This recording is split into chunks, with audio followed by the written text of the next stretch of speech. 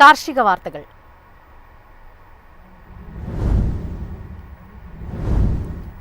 Rubber വിപണി മാന്ദ്യത്തിൽ. ഉൽപാദനം ഇടിഞ്ഞിട്ടും rubber വില ഉയരുന്നില്ലെന്ന് വ്യാപാരികൾ അഭിപ്രായപ്പെടുന്നു. ഉൽപാദനം ഇടിഞ്ഞിട്ടും റബ്ബർ വില ഉയരുന്നില്ല. ദിവസങ്ങളോളമായി 1800 രൂപയിൽ താഴെയാണ്. RSS 4 ഗ്രേഡ് ഷീറ്റിന് കിലോഗ്രാമിന് ജൂലൈയിൽ 214 രൂപ വരെ കിട്ടിയിരുന്നു. ശക്തമായ മഴയും ഇലകൊഴിച്ചിലും കാരണം ടാപ്പിംഗ് കാര്യമായി നടക്കുന്നില്ല. കടകളിലേക്ക് ഷീറ്റ് വന്നിട്ട് ദിവസങ്ങളായെന്നാണ് വ്യാപാരികൾ പറയുന്നത്. നേരത്തെ ടാപ്പിംഗ് നടത്തിയവർ ഷീറ്റ് സ്റ്റോക്ക് ചെയ്തു വെച്ചിരിക്കുകയാണ്. തിരഞ്ഞെടുപ്പിനോടടുത്ത് സംസ്ഥാന സർക്കാർ താങ്ങുവില 200 രൂപയാക്കുമെന്ന പ്രതീക്ഷയിലാണ് പലരും. സെപ്റ്റംബറിലെ വൻ ഇറക്കുമതിയുണ്ടാക്കിയ ആഘാതത്തിൽ നിന്ന് റബ്ബർ മേഖല കരകയറിയിട്ടില്ല. സെപ്റ്റംബറിൽ മാത്രം 69,000 ടൺ റബ്ബറും 25,000 ടൺ കോമ്പൗണ്ട് റബ്ബറുമാണ് ഇറക്കുമതി ചെയ്തത്. ഇത് കൈവശമിരിക്കുന്നതിനാൽ ടയർ കമ്പനികൾ ചരക്കെടുപ്പ് പതുക്കെയാക്കിയിരിക്കുകയാണ്. കമ്പോള വിലയിൽ നിന്ന് ശരാശരി 3 രൂപ വരെ കുറച്ചാണ് പലയിടത്തും വ്യാപാരം. ടയർ കമ്പനികളും മാർജിൻ കുറച്ചാണ് ചരക്കെടുക്കുന്നത്.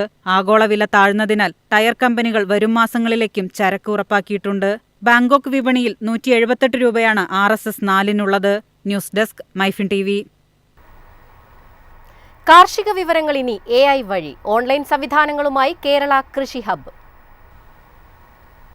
കാർഷികോൽപാദനം മുതൽ വിപണി സേവനം വരെയുള്ള കാർഷിക വിവരങ്ങൾ കർഷകരിലെത്തിക്കാൻ AI അധിഷ്ഠിത സംവിധാനമായ കേരള കൃഷി ഹബ്ബ്. കേന്ദ്ര സംസ്ഥാന കൃഷി വകുപ്പ് വെബ്സൈറ്റുകൾ, അഗ്രിടെക് കമ്പനികൾ എന്നിവയിൽ നിന്നുള്ള സാങ്കേതിക വിവരങ്ങൾ കർഷകരിലേക്ക് ഓൺലൈനായി നേരിട്ടെത്തിക്കുന്ന സംവിധാനമാണ് കേരള കൃഷി ഹബ്ബ്. 2026 ജനുവരിയോടെ സേവനം പൂർണ്ണതോതിൽ കർഷകർക്ക് ലഭ്യമാകുമെന്ന് കൃഷിവകുപ്പ് വ്യക്തമാക്കി. കൃഷിഭവനിൽ രജിസ്റ്റർ ചെയ്യുന്നവരുടെ മൊബൈൽ ഫോൺ വഴിയാവും വിവര കൈമാറ്റം. കൃഷിക്കാരെ തിരഞ്ഞെടുക്കുന്നതടക്കമുള്ള പ്രാരംഭ ജോലികൾ കൃഷിഭവനുകൾ വഴിയാകും പൂർത്തിയാക്കുക. കൃഷി ഇറക്കേണ്ട സമയം, കാലാവസ്ഥാ വിവരങ്ങൾ, വിത്ത്, വളം, വെള്ളം എന്നിവയുടെ ലഭ്യത, സമയബന്ധിതമായ കൃഷിജോലികൾ, കാർഷികോപകരണ ലഭ്യത, രോഗപരിചരണ രീതികൾ, വിളവെടുപ്പ്, ആനുകൂല്യ വിതരണം, വിപണി, ഉൽപ്പന്നവില, മൂല്യവർദ്ധിത സാധ്യതകൾ, കയറ്റുമതി രീതി എന്നിവയടക്കമുള്ള കാര്യങ്ങൾ AI സംവിധാനം തിരഞ്ഞെടുത്തു നൽകും. നബാർഡിന്റെ ഉപകമ്പനിയായ നാപ്കോണാണ് ഹബ്ബിനാവശ്യമായ സാങ്കേതിക സേവനങ്ങൾ നൽകുന്നത്. India digital ecosystem for agriculture പ്ലാറ്റ്ഫോമുമായി യോജിപ്പിച്ചാണ് കർഷകരുടെ ഡേറ്റാബേസ് തയ്യാറാക്കിയിട്ടുള്ളത്. News desk MyFin TV. 10,000 കോടിയുടെ കാർഷിക നിക്ഷേപ പദ്ധതിയുമായി വിഷൻ 2031. പദ്ധതിയുടെ ഭാഗമായി കാർഷിക മേഖലയിൽ 5 ലക്ഷം തൊഴിലവസരങ്ങൾ പ്രഖ്യാപിച്ചു. കാർഷിക മേഖലയിൽ 5 ലക്ഷം തൊഴിലവസരങ്ങൾ പ്രഖ്യാപിക്കുന്ന നയരേഖ അവതരിപ്പിച്ചിരിക്കുകയാണ് വിഷൻ 2031 സംസ്ഥാനതല കാർഷിക കോൺക്ലേവ്. സംസ്ഥാന കൃഷിമന്ത്രി P. പ്രസാദാണ് പദ്ധതി ഉദ്ഘാടനം ചെയ്തത്. സംസ്ഥാനത്തെ കാർഷിക രംഗത്ത് 10,000 കോടിയുടെ നിക്ഷേപ സാധ്യതകളാണ് കണ്ടെത്തുക.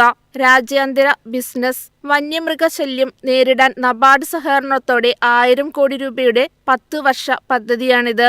10,000 യുവാക്കൾക്ക് കാർഷിക രംഗത്ത് AI ഉൾപ്പെടെയുള്ള നൂതന വിദ്യകളിൽ പരിശീലനം, 1000 സ്കൂളുകളിൽ ഫാമുകൾ എന്നിങ്ങനെയുള്ള പദ്ധതികളാണ് ആസൂത്രണം ചെയ്യുന്നത്.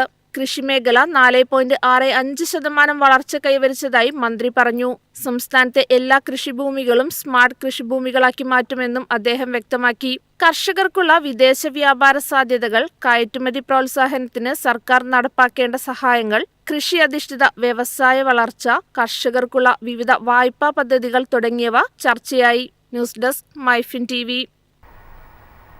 പ്രധാനമന്ത്രി ഫസൽ ബീമ യോജന നേട്ടമായി.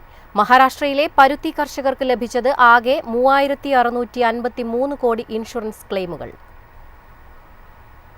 പ്രധാനമന്ത്രി ഫസൽ ബീമ യോജന പ്രകാരം കഴിഞ്ഞ 5 വർഷത്തിനിടെ മഹാരാഷ്ട്രയിലെ പരുത്തി കർഷകർക്ക് ലഭിച്ചത് ആകെ 3,653 കോടി ഇൻഷുറൻസ് ക്ലെയിമുകൾ. വിതയ്ക്കുന്നതിന് മുമ്പുള്ള സമയം മുതൽ വിളവെടുപ്പിന് ശേഷമുള്ള സമയം വരെയുള്ള വിളനാശത്തിനെതിരെ സമഗ്രമായ കവറേജാണ് ഈ പദ്ധതി നൽകുന്നത്. പ്രകൃതി ദുരന്തങ്ങളും പ്രതികൂല കാലാവസ്ഥയും മൂലമുണ്ടാകുന്ന നഷ്ടങ്ങളിൽ നിന്ന് കർഷകരെ സംരക്ഷിക്കുന്നതിനായി രൂപകൽപ്പന ചെയ്തിരിക്കുന്ന പ്രധാനമന്ത്രി ഫസൽ ബീമ യോജന വിദർഭയിലെ പരുത്തി കർഷകർക്ക് പ്രയോജനകരമായിരിക്കുകയാണ്.